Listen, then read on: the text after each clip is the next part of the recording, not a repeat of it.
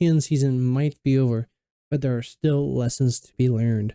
I played in week 3 and 4. My record ended up being 5 wins, 7 losses, and 1 top 8. I'd say it was successful regardless of my win rate. Week 3 was a 40-player event in Spokane, Washington. So there were 6 rounds, with no breaks before top 8. My round opponent was Bravo. Yes, this is an image of Starvo, but it is his best looking image. They were rocking AB4. Funnily enough, this opponent is somebody that I get paired up to every time we're both at the same event, all the way back to when Dromai was legal. So obviously our match goes long. It's AB4. I was sitting at 1 HP. They were at about 12. At the end of the match, we'll see how it went for the final turn. And I was doing my best. I was running Unga. I have a switchboard list. It'll be in the description of what it currently looks like. And I was doing my best to play out the potions where I could, but ironically, every time I had a potion, they happened to have a pummel available. They were doing their best to ensure I got no chip damage on any turn, theirs or my own. But by the time I was at 1, they're sitting at about 12. I managed to limp my way to victory, slinging a combo of wildfire buffed by meta and staff into a sonic boom, And that was what finished out that round. My round 2 opponent was AB2 Spellvoid 0 Aurora. Oddly, they weren't on Charmers, and they were running Snapdragons as well. I forgot to ask if that was a budget thing for not having Charmers or the new instant boots. If that was a budget thing or a personal preference. Either way, we had a reasonable back and forth. They weren't quite too aggressive as they had quite a few Runeblade hands, so bringing up a lot less damage, allowing me to essentially set up a nice hand in board state. That being, I had my Deja Vu's out, energy potions, and allowed me to see all 3 of my Overflow the Aether, the one that gives you 2 resources. So I had Wildfire and all 3 of those, and of course Blazing. That allowed me to essentially have the available resources I needed, as I only had 1 energy potion, and so I couldn't have a lot of 1 cost or 2 costs inside that combo to ensure victory. And this matchup was the main reason I now in my deck list have the red overflows into the race matchups, or the aggro matchups per se, as it's a little bit cheaper. I can ensure that I can play it on off turns for myself and have a availability for 0 costs that deal more damage in the combo. Yeah, just overall reducing my thing. Granted, this will reduce the Illusionist matchup, which I'm fine with. Out of all the RTNs and ProQuests I go to, there's 1 Prism player. Well, there's a couple Prism players, but I've only ever matched up against 1, and nobody's really playing Enigma at the moment. There are some people that might, and then of course I'll change my sideboard accordingly, but I'm mostly playing Syndra's, Auroras, Azaleas, people that are really fast, so I need to keep up with that. My round 3 opponent was an AB1 Spellvoid 1 Syndra. And this match was the most odd by far, and that being it was a solid 8+ turns, which is odd in itself for an aggro matchup to go 8 turns. The biggest reason for this was they were running not quite the same red line list that is fairly popular right now. It was running quite a decent amount of blues, and it was running Oasis Respite. I saw them pitch one earlier, like turn 3, and their arsenal sat there for quite a while. So I knew that the other Oasis Respite was there, so they were always IPing one, so they weren't doing a whole lot of damage unless they drew in their reds essentially, and they sent those, because a ninja always plays their arsenal. There's no reason they would just let it sit there to try and get that mass trigger. And they did have some still pop-up turns, even though they were essentially IPing one, always ensuring that they're almost IP2, because they didn't have an arsenal, to ensure they always had the Oasis Respite when it needed. Even though they were playing rather slow for a Syndra, I had the worst draws possible. I even had 2 spindles, and between those 2 I had opted 8 to the bottom, and we had, like I said, 8+ turns. I don't think I sent a lessons for shuffling. I didn't see a single wildfire that game. When I did have to combo off, I only could send a limp sonic boom, like buffed by 1, and that was covered up by Oasis, or even if I buffed it by 2, it would have been covered by Oasis and their arcane barrier, which was unfortunate because I needed that. No, I only buffed it by 1 because I needed the resources to buff open the floodgates that I needed that sonic boom to hit, so I could draw more cards. So that's the main reason for that one. So my first loss was here in round 3. Going into round 4, I'm facing my girlfriend's brother with AB2, Spell Void 2.5, Azalea. The 0.5 is from the new quiver that has Prevention 1 or Prevention 2 if you have a face-up arrow in your arsenal. But I would just 99% of the time just wait for them to use the arrow, and then I would send it, and then they have their prevention loss by reduced by 1. And this is always an annoying matchup regardless of who's running the hero, as there's dominated attacks with annoying on hits like inertia, preventing me from keeping my arsenal in hand. But we had a decent spat. I had to send Lessons in Lava combo kind of early with my boots and mask, just because they had a dominated inertia attack coming in, and I had what I thought was a pretty decent thing. Since they had the dominated inertia, I had plenty of blues. I did a quick Kano off the top, see what I was going to hit, and there's a blazing. So I'm like, okay, well, I have a lessons in a blazing. I can go into a few things. So I went Lessons in Lava after Arcane Barrier and all that. It hit for 1, and then I went to Inferno. That hit for 4. So the first blazing hits for 5. And then the second blazing hits for 10. That is a 20 damage combo. So through some various chipping that I had there and the following turns, I managed to get them down to 10. Unfortunately for me, they just kept hitting dominated attacks, and I didn't quite see anything else off the top. So I ended up losing this match as well. And this is far earlier than I would like because there are still 2 more matches, and I have already 2 losses. I need to win the rest of my matches to have the potential for top 8. So, running off Pop-Tarts and Goldfish, I face off my next opponent, which is a Syndra. And that's a scary matchup to have as my gatekeeper for into top 8 essentially. And if I lose this match, I'm out of top 8 contention, and it doesn't matter what the next match after this is. But luckily, they show AB0 Spell Void 0. They were hoping not to see Kano at all. Even with no protection though, it was basically a slugfest. Each of us emptying our hands into each other and racing for who can find lethal first. I would say I had the luck on my side for this matchup because they had no arcane barrier, and I was drawing floodgate after floodgate and casting them on my own turn. So I was able to draw multiple colors per turn, sending quite a few chip damage as they had no protection. And with all those draws, I was able to find my wildfire on what would be the last turn of the map. I have no energy potions and maybe a deja vu. So what I have for a combo, if you want to call it that, is just 2 cards. I have a wildfire into a sonic boom. The sonic boom is not lethal in itself, so it has to hit a spell on top for it to be lethal.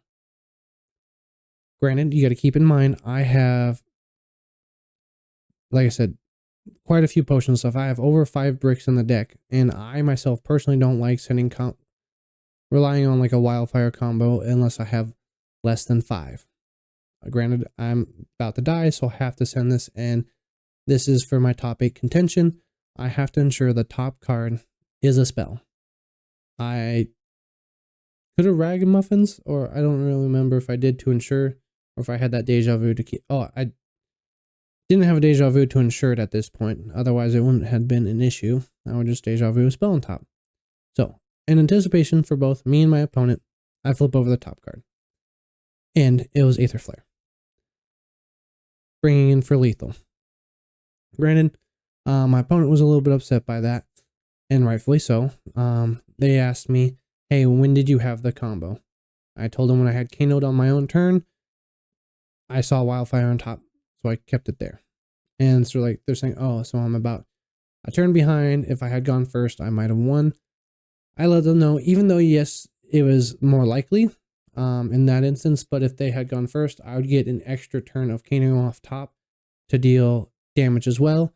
So the outcome could have been similar on either person's turn in regards to me finding Wildfire. I might have found a lessons on a different turn and searched it then. So it was all hindsight whether or not they would do it. And that was probably what they needed this win to ensure that they can go into the next round and still make top 8. So I understand why they're upset. But you got to keep in mind, at least have Spell Void 1 to keep this sort of thing out of the way. And that's how it is. If you don't respect Kano, it happens. It's if I didn't bring in another matchup for a hero, if you didn't bring armor. You're just like, yeah, I'm not going to block anything. But that happens. So we get to live the dream still. We still have one more thing. And we pair up into... We are into Arcane Barrier for Vincent. Let me just say off this top, this player played super clean. Not saying my other opponents weren't very good players. They kept me on my toes every time. But this opponent, they were playing Arcane Barrier 4. That being their boots, book, arms, and chest piece. That should be 4. No. 1, 2, 3. I'm not sure where all 4 came from. Anyways, they had Arcane Barrier 4. And they played super clean, ensuring they always had resources and cards in hand. So I didn't find any way to slowly chip them. I did bring in 2 Scours and some 1-for-4s to deal some extra damage to chip. And they played super clean. It was a very long game, so I was still on like the Unga list. I usually bring that into Vincent. But luckily for me, I had a saving grace. That being the card Cole. For those who don't know what the card does, it is a Shadow Runeblade card. Action, both players banish a card from hand. That's it. Other than if somebody lost life, it can be played as an instant. Okay, yeah, that can be annoying. How does that help me? It also has Blood Debt. So if it's in the banished zone, Vincent loses a life. And it's a very good card because it can disrupt me during the combo turn when I want to do something, like Wildfire or Ragamuffins. Ragamuffins is a good spot to send Cole, as I would only have 1 card in hand for it. So the way it saved me is they pitched 1 earlier, so I'm like, okay, cool, they are running it, they have it. And then they got 1 to their banish zone, a fairly, like turn 4. And it sat there. And it sat there. And it sat there. Going back over the log, they took roughly 8 points of damage from their own card. Combine that with their weapon, the flail or whatever it is, they lose a life to swing it. They lost 11 points of life from their own effects, which is a significant amount in the Kano matchup. That's as good as it gets for me. I got 10 free damage off you. Cool. That's 1 card in the middle of a combo I don't have to have. So I made sure that I started my combo line before any lost life started. I ensured that nothing got through. And I know they couldn't do it at instant speed because they were not running Spellground Creepers, they were running Null-Rune Boots. My combo here ended up being a Wildfire for 7 into 2 Floodgates, a red and a blue, and finish off for Blazing. I let them know because they had asked me what could I have done different here. I'm like, hey, maybe the Spell Void helmet. And after 2 or 3 turns, just use Cole. Just get it out of your banish zone. You're losing too much life to it. Yes, it's a good card. Hopefully you just find another one, even though you would only have 1 left in the deck unless you shuffled, and then you could find your second one again. So yeah, I always like to help my opponents when they ask me out, hey, what have made the difference in the matchup? I usually tell them, hey, if you have Spell Void, bring it. It's worth 5 points of damage per damage you take off Wildfire. Spell Void's a free one, especially if you have Spell Void 2. It's easy to run. But with that win, we are in top 8 contention. Not necessarily guaranteed, as there are other 4 and 2s here at the event. There's also somebody that has 4 wins, 2 ties. I'm not sure what's better, a loss or a draw. Their draw was fairly early in the matchup as well. So people who are good with those like what ifs is like, okay, you're X in 2 or you're X in such and such, but your losses were here and there. So those losses are worse than these losses. I don't know those nuances. So I'm sitting there. I still, even though it was a fairly long match, I still had about 10, 15 minutes where I had to sit and wait, chat with my friends, see who else is doing well. So we're sitting there. I'm like, okay. They start announcing off like, hey, this is that. Pricing is this. They had a pretty cool pricing system. The entry fee was $40, so it's a little bit higher than your average entry fee for these type of events. But all the money went to a prize pool. So basically, anybody that got 10th or higher got their entry fee back. So 11th through 9th got their $40 back worth of in-store credit. Top 8 through 4 got or 8 through 5 got $120. 4th through 2nd got a little bit more than that. I think first place got $300 worth of store credit. So it's pretty cool way of doing that. And so they start announcing off, okay, this place, this place, this place. I got 8th seed here, which is, I think is pretty good. So this makes my second top 8 in event with Kano. I did a Pro Quest last year. I got top 8. And similar enough, I am paired off against a Dash.io. But this time, this Dash.io is first seed, 0 losses. Oh, that's, where's that at? Oh, I forgot to put it in there. Pause. I forgot to add Dash.io to this list, so we'll use Take of Lawson since he is also McNaughter's. Just pretend that's a female Dash.io. So, we're going into Dash.io. The other top 8s were, top 8 was 1 Dash.io, 2 Syndras, a Dory, a Kano, myself, Viserai, Prism, and Dash.IE. There was another Kano, but I think they lost fairly early and dropped. There's quite a few Wizard players in general, being a few Acilios and 2 Verdance, I think, which was pretty cool. So, going into my top 8 opponent, since how in top 8, whoever's a higher seed, they get to choose who goes first.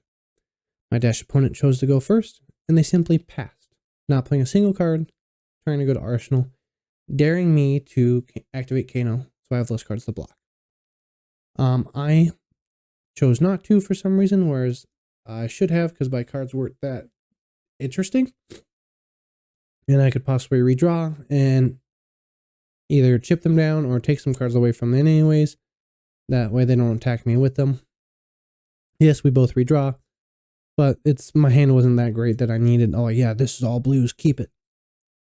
There's some reds and a yellow. I could have just Kano'd.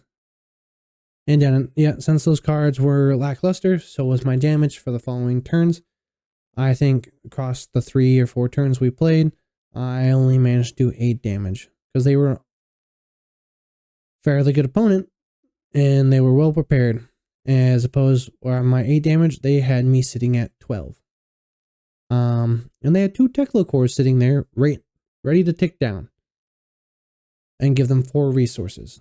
So, I had 2 options. I'm low life. They have a 5-card hand, and I have only 12 block. And I have my 12 life. So they can easily chip me down and make it so that way next turn they have, it doesn't matter what I send them. Or I could just die there depending on what they have. They could have the 10 power attack. So in my head, I have 2 options. I can give them 4 resources into the Arcane Barrier 3 and their Prevention 2. Whereas the new arm piece, if you boost, it turns into Spell Void 2. If it doesn't boost, it's only Protection 1. In my head, I don't want to give them the 4 resources as they are already a low cost deck with like maybe some 1 or 2 cost cards. And so they would have a high amount of resources available for the Arcane Barrier 3. So that, or I could I could give them those resources, or I could do a janky combo requiring that I have to floodgate myself in hopes to find something to better increase the wildfire sonic line that I have currently available. So I floodgate myself once, floodgate myself twice. And they're like, "Oh, I didn't know you could do that." I'm like, "Yeah." That's the only way I can do it, because otherwise I'm only going to be, you're going to stuff the floodgate and my wildfire together and I won't get anything across. So I draw a bunch of cards, see some other stuff, and I unfortunately can only send my unbuffed wildfire, as I needed the buffs on the floodgates to find some better resources, and a sonic boom. And they managed to stuff both. And the following turn after that, I had died to their attacks like I thought I would anyways. But that's where my opportunity was, either try and get it there and hope they had an all red hand. They did have one blue and it was all red, so if that blue wasn't there, I would have stripped most of their hand and might have got some more damage in. But I don't feel bad as bad to the loss, as they went 9-0 and won the whole thing. So that wasn't too bad. And annoyingly, that is the second time I've lost to a -IO in a top 8 event. And my second time losing to the new prevention cards. If you want to hear my opinion about all the new prevention stuff, check out here for that video. And it's a lot more than just the prevention things. It's go check it out. It's a good video. Then we go into the following week. This one is in Ontario, Oregon. Oddly placed in the only part of Oregon in Mountain View time.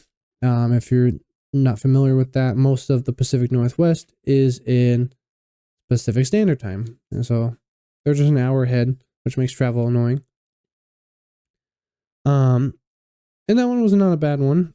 If you're keeping track of the numbers, you will know that I didn't do so well this time. Granted, which is fine. They're all learning moments. Some of these, they were just due to them seeing better hands than myself. My first round, though, it was against a Vincent as well. And that was a fun one. We had to play on a slightly bigger table, so we got to push up our playmats, so we had a lot of extra space to play our tokens and dice and all that. So that was kind of fun. And they're also a fan of Kano, and I let them know about my YouTube channel, and they're thinking like, "Oh yeah, Kano sounds fun." I'm like, "Yeah, make sure you do your reps though." So that one was fun. I did end up winning. It was due to the fact that they needed to pop their arm piece, which was one of their 2 AB options, I think, and then to send off the finishing attack that they had for me. And that's when I decided to send that. The combo was kind of cool. It was wildfire into a floodgate into Scour, as they had Rune Chance coming at me and a few other 0-cost auras that I managed to blow up for that, and then I sent in Blazing. So that was a very fun match. Unfortunately, for my second match, as you see he's been sitting here for a minute, was Teklovasin. And this particular Teklovasin memed on me. Little context behind this player. I don't know if it was a live stream that I was doing or if it was off air, but a couple months back, the new Arcane Barrier items for Mechanologists come out. It's the one where you can choose whatever place they go into and they have Arcane Barrier. They were playing a full set of those on Talishar, as well as some various items that increase their Arcane Barrier. They were playing a bunch of blues. In this matchup, I'm like, okay, cool. It's just Arcane Barrier for the playing it out. But when they started playing the Arcane Barrier items with Arcane Barrier that you play out of your deck, threw me off. I'm like, okay, what's going on? And they were taking no aggressive game actions. Simply cycling with their hero ability, maybe sending a pistol shot once or twice, and just building up Arcane Barrier, Spell Void items. I'm like, am I getting memed on? What is this? You're taking no aggressive game actions. And they said at the times, like, no, I'm just making you have to pitch stack. Which during that matchup, I didn't really think about it. I thought I could just chip here and there while they're trying to send off their attacks. And it didn't end up working. So I'm like, okay, well, that's annoying. And they had mentioned that they were that same player as last time. and they offhandedly showed me that they had the spell arcane barrier items, the keys. They did not know I was going to be there. They just said, I'm going to bring them just in case there's a random Kano player. So they came prepared. It was kind of annoying, but going into it, I'm like, okay, cool. I know their game plan is just cycle their cards a bunch and AB where they can. So in my head, I'm like, okay, high spell void or high arcane barrier matchups, I like to bring Waning Moon in my 1-for-4s. So that way I can chip them down. And when I do have to combo, I don't have to worry about it. And hopefully they just, even if you have all blues, if I just chip you out per turn, 2 cards on my turn, 1 card on your turn, I can get 3 or 4 damage per turn. Actually more like 2 to 3 damage per turn over the top. So when I do have to combo, when I pitch deck, it'll be a lot easier to do. That's not a bad idea if Count Your Blessings and Truce were not cards printed that are very good into this style. I did not think they were going to be running CYB in addition to their meme arcane barrier setup. Because I'm like, all right, it's already mean enough to run this kind of style into me. I didn't think about CYB. So I'm chipping here and there, and then they play Truce. I'm like, okay, cool, that's not a bad card, honestly, yeah. And regardless of the matchup, it's a blue for pitching for Arcane Barrier, and it's just 3 life in general. Either way, that's a pretty good card. And then I see the first Count Your Blessings. I'm like, okay, well, now I don't want to play against you. I verbally said out loud, I do not want to play this match anymore. I do keep playing the match because I have a pretty good setup. I have a double Wildfire and a Blazing in my pitch deck, 3 cards from each other. So I have a good setup. I'm like, all right, I got this. Hopefully they don't see all the CYBs before. But since they have the hero ability to cycle like myself, they're cycling really fast. Cycling a card each turn. And I see their arsenal hasn't moved this whole time. It's not another Count Your Blessings. It's not. It can only be one thing. Oasis Respite. And luckily for me, I'm able to get my potions out. I see my stack fairly quickly. I'm like, cool. I know it's here. We got this. I send Wildfire. They play Oasis Respite. I play Wildfire, buff it. Buff it. So that way it will hit the next one. And my Wildfire goes through. I get a total combo of Wildfire into a few extenders and then into Blazing. Blazing is coming in for 22 damage. That's a respectable Blazing. That's half of somebody's life normally. So that would mean my combo did a total of 44 damage after Blazing. That left them with 14 life left. They had seen quite a few of their counter blessings in the truces, some sigils. They were essentially memeing on me. So a turn or two after that, I had a few more cards left. I'm like, okay, maybe I can chip them down 14 post combo with the Waning Moon as well. Unfortunately, with their new Arcane Barrier items that they were playing out of their deck, they had high enough AB in a blue count that I was like, okay, cool. Those were the rest of my reds and my last 2 yellows. I could have waited out those 8 minutes left of the match and tried for a draw, but they had got me. I didn't really want to play out 8 minutes of both of us just cycling until they found their reds they needed to kill me with.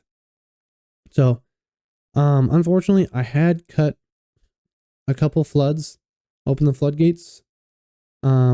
So those are my draws. If I had kept, I cut 6 of them because I was thinking they're such a high blue count. The Arcane Barrier is going to be so high. No waste of spread. I wasn't going to get the double Wildfire through, but thinking back on it now, if I'm going to pitch stack them, I need those extra extenders just in case. Or if I had a Blazing closer by. It's really hard to pitch stack somebody that isn't taking any game actions where I can block. So I had a lot of blues in between my things. I still agree that the 1-for-4s were a good idea. Maybe cut a couple blues because saying that I'm not going to be able to Kano against him as they're not taking any game action. So I'd have a bunch of blues in between my stack. So maybe cut some of those in this player specifically. So if I had a couple more floodgates, I could get through and find my other my other blazing, and had one. But this was a interesting matchup because they are running arcane barrier items. They are taking no aggressive game action. They are basically fatigue Teklovacin. I have not played enough Teklovacins. There's not enough Teklovacins to test against. And I don't think it's a matchup that I need to test against.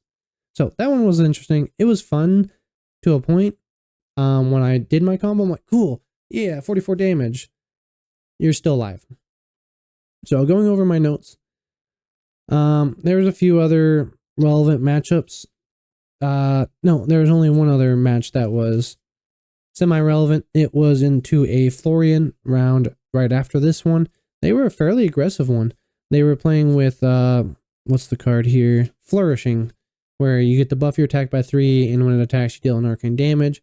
So they saw all 3 of those, and they were able to fuse them. So they did quite a few aggressiveness, and I could have won. I did a blunder. I do this blunder all the time, even though I mentioned it on things you're doing wrong with Kano, is I was playing too quickly. I had set up a good line. I was 1 zap off lethal. I had 2 zaps in hand, and my boots still available to me. So what I should have done is activated boots, played my zap, played my blazing, win. Unfortunately, when I had Potion of Deja Vu, I had some zaps on top. So me thinking, well, cool, there should be 1 more zap. I had floodgated and drawn 2. So that means there's 1 zap left on top. I can Kano. So I Kano'd. Top card was Eye of Affinia. Like, what happened here? I go through my graveyard. I'm like, oh, that's right. I kindled. So I had drawn my other zap. It was in my hand. So I need to work on playing a little bit slower. Yes, get my combo, but I'm like, okay, cool. What am I missing off lethal?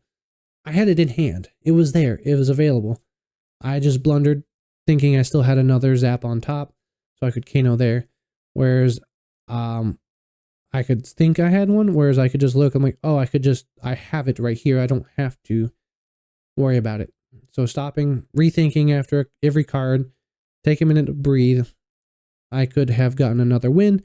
That's all cool and good. I don't know how that would have affected everything else. If I had won, I might have some different opponents. My deck would be shuffled slightly differently. And who knows, I could have made top 8. But this top 8 was super interesting. I thought it was cool. So if I open up my phone here, go back to my notes. I like to take notes after every match. So I have all my notes here. This top 8 was cool. As my girlfriend's brother was in the top 8 with the Azalea we played against, as well as the Vincent we played against the week before as well. So first seed was Jarl into 8th seed Azalea, 6th seed Vincent versus the 3rd seed Teklovacin. They had memed on me. They had made top 8. And then we had Mario versus Riptide. Riptide player was Jonathan from my local store. He was pretty chill. He went to Nationals last year. And we had Kasai versus Prism. So seed 2 was Kasai. Seed 7 was Prism. Mario was 3rd. Riptide was 5th. Top 4 ended up being the Jarl versus Riptide. And then Vincent and Kasai was the other set. And the finals was Jarl versus Vincent. And the Jarl won undefeated. So both the RTNs I went to, first seed was undefeated. And they were also decks that I didn't think would be an undefeated deck. So that was pretty cool. Again, my record wasn't the best, but I floundered a couple wins here and there. But overall, it is a good time to learn. I enjoyed it. I look forward to ProQuest season, where I'll be playing Kano again. If I happen to get enough Verdansk cards, I might try her out for ProQuest because she seems fun. But for now, like, comment, subscribe.